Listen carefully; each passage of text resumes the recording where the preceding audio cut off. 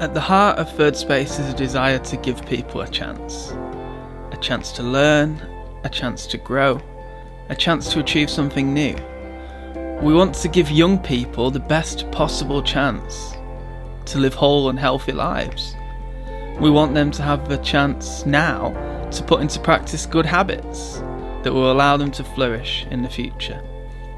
We want people to have a chance of experiencing good community, true friendship, and limitless compassion.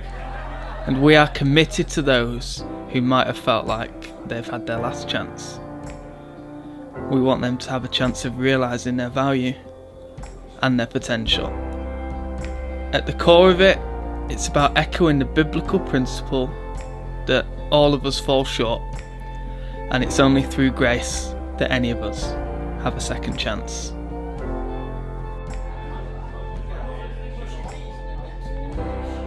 Hello and welcome to Third Space. My name is Ben and this is Kristen, and we're going to lead you through today's session on emotional well-being.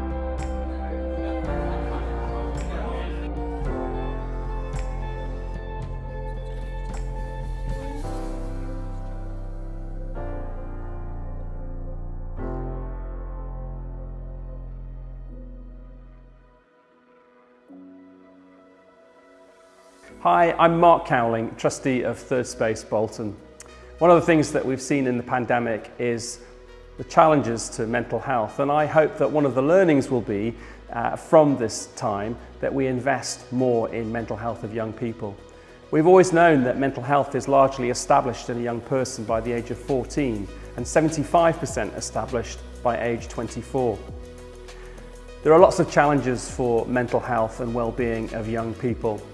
They have a combination of three things going on inside them: their genes, their hormones and their circumstances that will all add up to the way that they're feeling and experiencing life. But also beyond that, there's a part of their brain called the amygdala that's always firing off worries and concerns. And that's partly because the front of the brain, the frontal cortex, hasn't fully developed. In fact, it doesn't fully develop till about age 25. As well as that, we know that young people suffer from what's called experiential blindness. They're navigating all their emotions and experiences for the very first time, and they don't have experience to draw on to help them make good choices. And the need for coaching is really important during this stage of adolescence. Parents and teachers are absolutely key in terms of offering support and training to help them take on this role of coaching young people. But Third Space offers more support for young people, and particularly getting alongside high schools. We're a conduit to the community and to over 100 churches across our borough of volunteers who are keen and enthusiastic to support young people. And we'd love local high schools to get in touch with us to talk to us about how we can mobilise a team to come in and run lunch clubs, maybe homework clubs, or PSHE lessons, all of which we have experience in and we'd like to present more of during this webinar.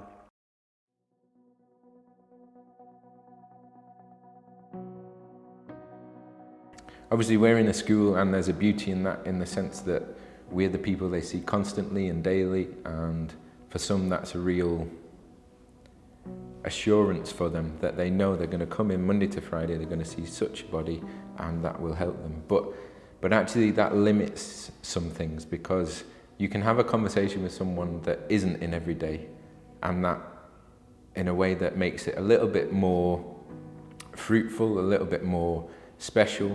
And I think one of the biggest things that I've learned over the years is that don't underestimate the power of people coming in and spending time. And it doesn't matter what age you are or what background you have in one sense, because if you are able to give time to these young people, they will respond and they'll thrive.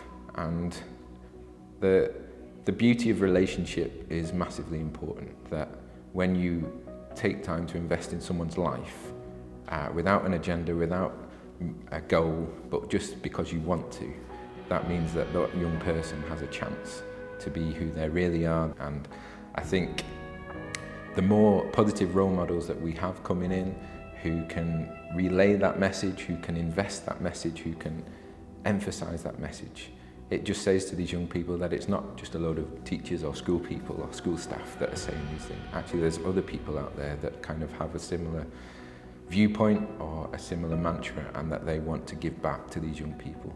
And I think there's a huge value in that and a wealth of important practice, and it's just a really valuable thing to do.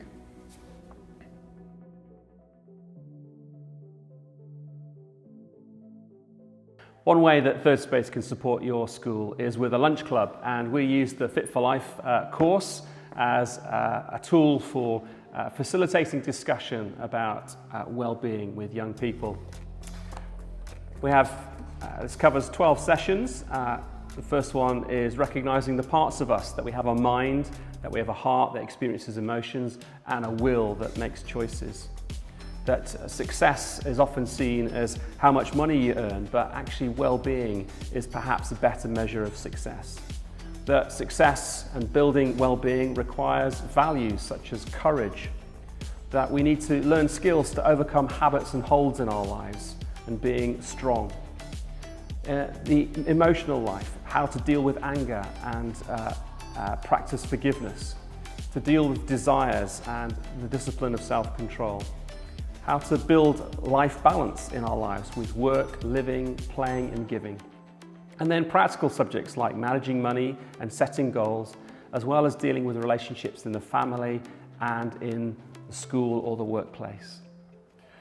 Our lunch clubs will typically involve 2 people coming in to help facilitate with the booklet, some paper tablecloth and some marker pens, so that the young people can write down their thoughts and questions as we facilitate a discussion, often served and accompanied by some snacks like hot pizza. One of the reasons we think lunch clubs are so important is that it gives a safe space for young people to share some of their deepest thoughts and concerns. Another thing that Third Space Bolton can offer is homework clubs to help year 10 and 11 students get a grade 4 or 5 at GCSE in Maths and English.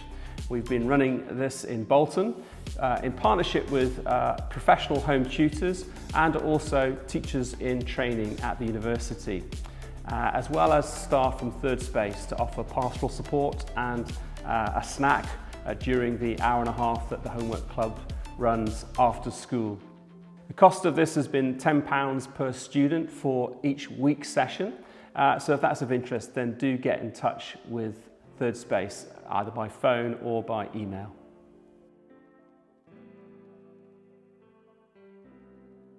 So the way I see that the work that we're doing here at Third Space is in 2 strands really. The first one is very relational. It's based on relationships, and it's the stuff that we've already heard about in this webinar, the stuff that's really, really important. It's face-to-face contact with young people. It's knowing them, it's listening to them, it's hearing them, and it's understanding what their needs and struggles are, and then providing support to those needs and struggles. That's why the lunch clubs and the face-to-face contact is so important, because it builds relationships. It brings a coach alongside young people to support them and to inspire them and cheer them on. The second strand to the work that we're doing at Third Space is very educational, which again, as we've heard, is so important. There's so much that young people need to understand while they're young. I remember when I was at school, I could not see past the day-to-day. I couldn't see the big picture.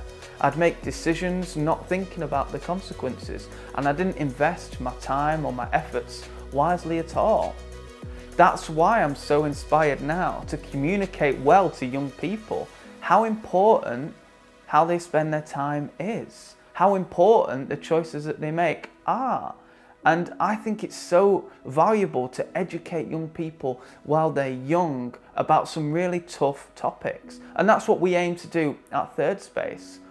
Over the past few years, we've been going into schools, leading sessions on tough topics like emotional well-being, anxiety, drugs and alcohol, pornography, consent, these topics which young people really struggle to get their heads around. I know that young people have incredible value and incredible potential, but I also know that choices that they make can rob them of that value and that potential. So I'm so passionate about educating young people properly in these topics. If we think about emotional well-being, you can get into habits and patterns of thinking and behaviours that can cause real struggles later in life. I think a lot of the reasons we see such struggles in this country with young men and women for anxiety and depression and struggles in emotional well-being is because habits and thought patterns have developed while they were young that have lasted into their adult years. I know there are things in my life that I struggle with which can be clearly traced back to things that happened when I was at school as a young person. So we really want to educate young people on that, and we want to make it so that they can understand the importance of these topics. Now, as well as actually going into schools and delivering these sessions ourselves, these last couple of years we've got a new project, which is where we've taken these sessions that we've crafted to go into schools with, we've picked them apart and we've turned them into video resources. One of the problems with leading a session in a school is that you can only be in one place at a time. And if you have an expert in a certain topic who comes in, or someone who's got a real powerful testimony or story about that topic and they can come in as well, they can only be in one place at a time. And people's time is obviously very limited. So what we've decided to do is take the really good content, the really good information, the really good stories and testimonies, and the really good research that goes into these, and putting it all into one video that can be used multiple times at multiple schools. Let me give you an example. We've created an emotional well-being video, which is led by 2 youth workers who connect with the young people, talk about their own experiences and tie the whole video together. Throughout the video there are interactive activities where the video will pause and there's time for discussion in the classroom, or there's worksheets to fill out, or time for self-reflection. In the video as well we have access to people that would not normally be able to come into school. People like GPs talking about depression and the science behind anxiety. Thinking about the consent session, we've got someone who's got a master's degree in law talking about the legal side of consent. Again, things that we wouldn't normally be able to bring into a school if we were doing a session in person. So there's loads and loads of really exciting things about these video sessions because the content is so strong, but also the way it's put together is so professional and it's so dynamic and captivating that young people will be able to engage with it really easily. I was a little skeptical at first with this project, thinking about long form video content for young people in schools, but then I was reminded of how much time young people spend online, how much time they spend in front of screens and how much time they spend absorbing information from YouTube. And that made me so passionate to actually put something positive into that space, to bring truth into that space and to actually provide something of value that is entertaining, that is interesting, but is also actually will have a lasting impact on young people. So these sessions are available just to go at and present to young people. The main thing for me is that it's taken the pressure off staff members in school, because now staff members don't have to learn about the laws surrounding consent or the intricacies of depression and anxiety, because it's all there on the video for them. Now all that's needed is a facilitator to press play on the video and facilitate a discussion or to lead the activities. The pressure's come right off and all the hard work's already been done. As well as these longer videos, we've cut up some of the content into shorter videos. I see them as like bite-sized videos, or the way I've liked to think about it is it's a springboard for conversation, because I know not every school has sessions dedicated to this. So you could use maybe a short video, maybe it could be one of the youth workers talking about how they've dealt with grief, or it could be a GP talking about anxiety. And that is a springboard then. The information is still there, but it allows you then to play it, and it takes 5 minutes in a form time. And then you can lead a discussion after that, or you can create an activity surrounding the video. Basically what we've done is we've tried to do the bulk of the hard work so that you can then look at this video resource and then create a session around it. Or you can use a session that we've already created and provided for you as well. Basically, the possibilities are endless. We worked with a school recently and they said they had a real need for a video on drugs and alcohol. So we took a session that we'd done before on drugs and alcohol, turned it into a video resource and created that as a bespoke video for that school. So basically, whatever's needed, we're here and we're raring to go to create that. We want these videos to be readily available to as many young people as possible because the information is so important. And even though my role as a schools coordinator has changed slightly over the last few years, the aim is still the same. The aim is to provide young people with the information that they need to thrive in life. It's to show them that they've got a value and a potential. And I think these videos and these sessions are the perfect way to do that. And what's even more exciting is this is all running alongside all the other stuff that we're doing. We're still wanting to do lunch clubs. We're still wanting to go into schools and see people face to face. But on a wider scale, we can now get this information to as many young people as possible. And that's really exciting. So we'd love to invite you to get in touch with our schools team so that we can come and just hear what your needs are and try and work out a way that we can support the well-being of your young people at your high school.